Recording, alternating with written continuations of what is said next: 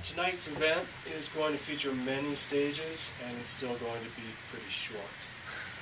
First, there's going to be a welcoming introduction full of predictions and gratitude, which is where we are now. Then I'm going to talk a little bit about my novel, My Abandonment. Then I'm going to do a short reading from the book. And then suddenly I'm going to stop and do a little more talking. And then I'm going to start reading again. And then, if people have questions, I'll field those questions as best I can. And if all of that makes people thirsty, we can go down to the McMenamins at 15th. And if you really need me to buy you a drink, and you're legal, or you've got a really good ID, we'll talk about that. Of course, one reason we have these readings in bookstores and not in bars is that books are for sale, so consider buying one. If you really can't afford one, I'll buy one for you.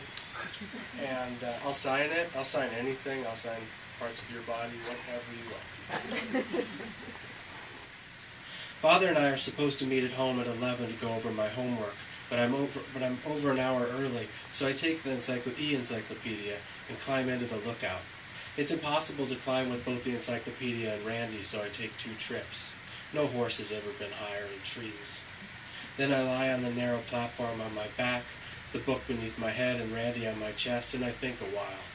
An airplane slides along, a white line behind it. Far away I can hear cars on the freeway, a sound I wouldn't recognize if Father hadn't told me. It is already a hot day, the legs of my pants rolled up almost to my knees, and I'm thinking of standing and taking off my clothes and hanging them in the branches around, since sometimes in my alone time I like to look carefully at my body to see how it's been changing. I think one part of it is that it feels natural to me, and it feels all right not to have a lot of answers and to be a fairly clueless person. But having kids, you suddenly feel like you should have answers for things, and the way in which they depend on you to make sense of the world, I think, is a lot of responsibility. And so in this book, the way that it plays out, I think, is, especially in the world at Forest Park, they're really a community of 2 people. And the father in the book has made so many rules about the way that they operate. For instance, their watches are set to different times than the real time. Only they have that time. And there are all kinds of rules and ways to understand things that he forces her into, and that she accepts wholeheartedly and has a hard time escaping from later.